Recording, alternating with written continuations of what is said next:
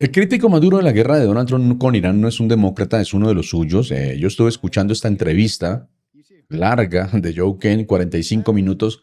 Bueno, y si el nombre no le suena de inmediato, se lo voy a resumir en 30 segundos. Joe Kane fue el director del Centro Nacional de Contraterrorismo, el quinto cargo de inteligencia más importante en los Estados Unidos. Ex boina verde, ex oficial encubierto de la CIA, 11 despliegues de combate, viudo de guerra. Su esposa Shannon, criptóloga de la Marina, murió en un atentado en Siria en 2019 y Donald Trump lo nominó personalmente para ese puesto. Y en marzo de este año, en plena guerra con Irán, bueno, este hombre renunció. Subió la carta él mismo a sus redes sociales y dijo casi textual que no podía en conciencia seguir respaldando esa guerra porque Irán no representaba una amenaza inminente y que esa guerra se inició por presión de Israel y su lobby en Washington. Esa parte de su carta de renuncia, bueno, generó mucha controversia. Medios como NPR, PBS, bueno, la señalaron porque roza un lenguaje que históricamente se ha usado en discursos antisemitas. Y la Casa Blanca salió a decir que Joe Kent, bueno, simplemente era débil en seguridad. Yo no les voy a pedir a ustedes que estén de acuerdo con cada palabra de Joe Kent, obviamente. Pero cuando un funcionario de alto rango que ha renunciado por esta guerra, es un veterano de 11 despliegues, leal a Donald Trump del primer día, bueno, esto no es ruido de la oposición, es una grieta abierta dentro de la propia Casa Blanca. ¿Quién suelta una frase que para mí resume todo? Donald Trump se está convirtiendo en el presidente que le prometió a Estados Unidos algo que nunca sería. Si lo analizan bien, tiene razón. Donald Trump hizo campaña con una sola promesa, no más guerras eternas, y hoy Estados Unidos está vigilando el Líbano, protegiendo rutas marítimas para países que ni se defienden solos, y otra vez metido en Medio Oriente. Ahora, Joe Kane explica esa trampa con una lógica simple. Cada vez que Donald Trump intenta retroceder, bueno, las mismas fuerzas lo arrastran de vuelta. El ejército le ofrece otro plan, el establishment le dice que la victoria está cerca, que está a un golpe. Israel le argumenta que el trabajo no está terminado. Y él mismo lo dice. No es que Donald Trump haya cambiado, es que Washington está tratando de cambiarlo. Es decir, según esto, según lo que dice Joe Kent, no importa quién esté sentado en la Casa Blanca, el sistema está diseñado para que nunca se pueda salir. Y el sistema, entre otras, pues es la industria de las armas y su gran negocio. Son los recursos naturales de los países. De eso voy a hablar más adelante. Pero empecemos por algo que ama Donald Trump, el dinero. O sea, a todos nos gusta el dinero, pero es que lo de Donald Trump ya es a otro nivel. 1.600 millones de dólares, bueno, esa es la cifra que el Departamento de Comercio de Estados Unidos acabó de aprobar en financiamiento federal preliminar para un proyecto minero en Kazajistán. Yo ya les había hablado a ustedes de eso el domingo. ¿Y de qué se trata este proyecto? De una de las reservas de tungsteno sin explotar más grande del planeta. El tungsteno, para quien no lo sepa, es un mineral crítico que se usa en armamento, en electrónica de defensa, en la industria militar. O sea, estamos hablando de algo estratégico, no estamos hablando de cualquier negocito. Yo les hablé de la investigación que publicó el New York Times, eso salió el domingo, sobre ese tema de corrupción. Bueno, Joe Kane confirmó algo que él ya sabía desde hace varias semanas. Donald Trump Jr. y Eric Trump se convirtieron en inversionistas de una entidad corporativa ligada directamente a este proyecto. Así de sencillo, así de cínico. Mientras el gobierno de Papi negocia un acuerdo de 1.600 millones de dólares en financiamiento federal para un mineral estratégico, los hijos del presidente están metidos como inversionistas en el negocio. Y por si fuera poco, la firma Cantor Fitzgerald, que está controlada por Howard Lutnick, el secretario de Comercio, y supervisada por sus propios hijos, bueno, ayudó a recaudar 210 millones de dólares para un inversionista relacionado con el mismo proyecto. Pero el dato que de verdad les debe doler, mis amigos, es la comparación que hace Joe Kent con el primer gobierno de Donald Trump. Él cuenta que en esa época Donald Trump y su entorno eran extremadamente cuidadosos, eso es lo que él dice, hasta el punto de perder dinero, precisamente porque sabían que los iban a acusar de esto. Y según Kent, esa fue una de las razones por las que la base de MAGA pues confiaba en él, por eso volvieron a votar por él, porque decían que no se podía comprar. O sea, que Donald Trump no se dejaba comprar. Incluso Trump siempre salía a decir que él donaba todo el sueldo a la caridad. Entonces, ¿qué cambió?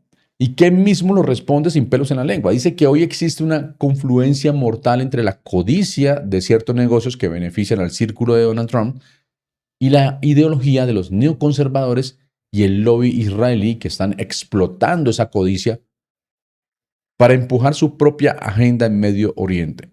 O sea, ¿ustedes entienden ahora por qué Joe Ken conecta el negocio del tungsteno con la guerra de Irán? Porque no son dos historias separadas, son la misma historia. Dinero, familia y guerra. Todo mezclado en la misma olla. En otra parte de la entrevista, Ken pasa a explicar la estrategia militar que, según él, Estados Unidos sigue repitiendo como un disco rayado desde hace 20 años, y esa estrategia tiene nombre: la doctrina del irse.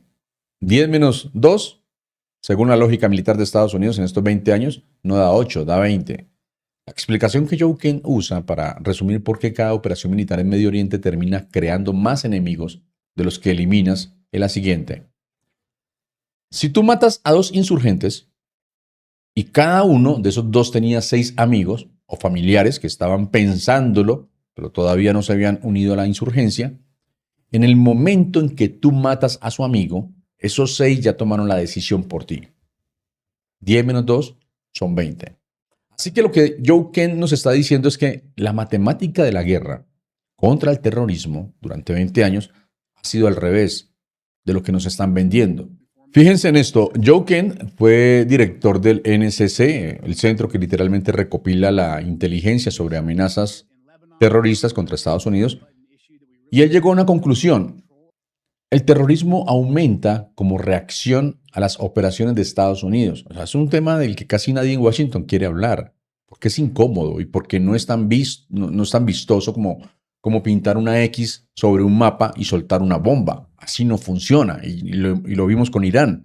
Y aquí viene lo que de verdad debería darnos vergüenza como sociedad, mis amigos. Joe Ken cuenta que uno de los terroristas que secuestró los aviones del 11 de septiembre, un libanés llamado Ziad Jarrah, que creció en un ambiente relativamente secular, citó específicamente en su testamento las atrocidades cometidas contra los campos de refugiados palestinos en el Líbano como una de las razones por las que se unió a Al Qaeda. O sea, no es una teoría de Joe Ken, es lo que el propio terrorista escribió ahí en el papel. Muchos de ustedes quizás piensen, ay no, por favor, este tipo está justificando el terrorismo. Claro, porque preguntarse por qué alguien llegó a odiarte tanto como para querer matarte es exactamente lo mismo que aplaudirlo. En verdad que no tiene sentido. Y sin embargo, esa es la lógica que ha dominado Washington durante 2 décadas. Deshumanizar al enemigo para no tener que entender el origen del problema. ¿Quién lo dice clarito? Cuando uno mata a quien cree que es un terrorista, generalmente está creando más terroristas. Y la pregunta en la que él insiste, en que nadie se hace dentro del aparato de seguridad nacional, es la más básica de todas. ¿En realidad vale la pena todo esto? Recuerden que Joe Ken no está hablando de la comodidad de un estudio de televisión. Él hizo 11 despliegues de combate. Él vio esto de primera mano. Y por eso cuando dijo que el primer gobierno de Donald Trump sí entendió esto, cuando mató a Qasem Soleimani sin dejarse arrastrar a una guerra de cambio de régimen, y que este segundo gobierno lo olvidó. Bueno, esa comparación no es casualidad, es una advertencia directa de alguien que estuvo ahí en los 2 momentos. ¿Saben cuál es el costo real de no aprender esa lección? Más soldados muertos, un Medio Oriente que sigue exactamente igual de inestable después de 20 años de guerra. Joe Ken no se quedó solamente hablando de estrategia militar, porque cuando le tocaron el tema de quién más se beneficia de mantener esa maquinaria de guerra funcionando, bueno, ahí fue cuando la conversación se puso todavía más oscura. Atención a esta frase: en los últimos 20 y tantos años estamos avanzando como mucho más hacia convertirnos en una oligarquía. No es una frase de un socialista ni de un comentarista de izquierda, es Joe Ken, ex boina verde leal a Donald Trump desde el primer día, respondiendo sin rodeos cuando le preguntan si Estados Unidos sigue siendo una democracia o si ya cruzó la línea hacia otra cosa. Y su argumento es bien simple, mis amigos, para que cualquiera lo entienda, aunque nunca haya estudiado economía ni política. Él dice que basta con mirar quiénes son los más ricos de este país y cómo construyeron esa riqueza y qué tan cerca están del gobierno para ver el patrón. Hay un conjunto de reglas para las grandes corporaciones y para los más poderosos, y otro conjunto de reglas completamente distinto para la gente común. Todos lo sabemos. Y aquí Joe Ken pone un ejemplo que a mí de verdad me hierve la sangre, la crisis financiera del 2008, la del 2009. Él dice que toda la gente común terminó pagando esa burbuja con sus ahorros, con sus casas, con sus trabajos, pero esa burbuja la crearon un puñado de multimillonarios que nunca sufrieron las consecuencias, porque mientras los bancos recibieron rescates del gobierno, la gente común lo perdió todo. Y Joe Ken va más allá y habla del dinero oscuro en la política, ese dinero que ni siquiera se puede rastrear, que entra a financiar campañas y comités de acción política sin que el ciudadano de a pie sepa de dónde viene ni a quién está comprando. Dice que ese sistema básicamente le dio a la clase multimillonaria acceso directo a los políticos, porque tienen la capacidad de comprarlos y que juegan con un conjunto de reglas completamente diferente al de cualquiera de nosotros. Fíjense en lo interesante del análisis de Ken. Él dice que esta frustración con la oligarquía está empujando a la gente hacia los dos extremos del espectro político. Por la derecha, hacia un populismo que prometía devolverle el poder al trabajador común. Eso fue parte de lo que originalmente representó Donald Trump. Pero por la izquierda, dice Ken textualmente, está viendo resurgir un discurso cada vez más socialista, cada vez más duro contra los multimillonarios y los oligarcas. Y aquí viene la confesión que más me sorprendió de toda esta entrevista.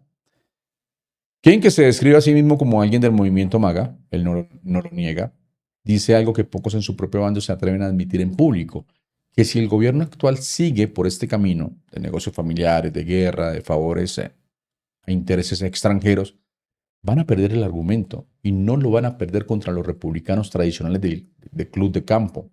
Lo van a perder contra los socialistas más progresistas porque su mensaje, dice él, se está volviendo más convincente para la gente común. Yo lo voy a decir con todas las letras cuando un veterano de guerra leal a Trump te advierte de que su propio movimiento está perdiendo la batalla por el bolsillo de la gente común. Es porque la grieta es real y es profunda. ¿Usted se ha preguntado alguna vez por qué cada vez que hay una crisis los de siempre salen ilesos y los de siempre pagamos la cuenta? Bueno, esa pregunta, según Ken, es exactamente la que debería estar en el centro del debate político de este país y no las distracciones de siempre. Lo que yo he visto siguiendo esa historia bloque por bloque con ustedes hoy es que el patrón pues se repite siempre: dinero, guerra y miedo. ¿A quién se atreve a cuestionar? Joe Ken renunció a uno de los puestos más poderosos de inteligencia de este país, dejó atrás un sueldo, una carrera, una posición por decir en voz alta lo que muchos adentro del sistema piensan y nunca dicen. Esa es la jugada de hoy, mis amigos, y como siempre les digo, el día que dejen de incomodarnos con la verdad, ese día sí debemos preocuparnos de verdad. Nos vemos en el próximo episodio de La Jugada Política. Un abrazo fuerte para todos. Bendiciones.